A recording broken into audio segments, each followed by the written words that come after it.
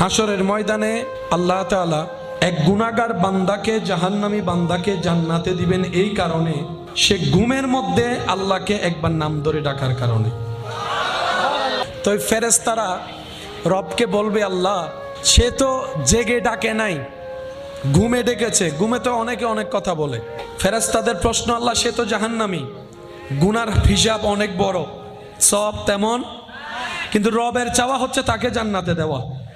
তো যিনি আইন বানান তিনি কখনো আইন ভঙ্গ করলে মানায়?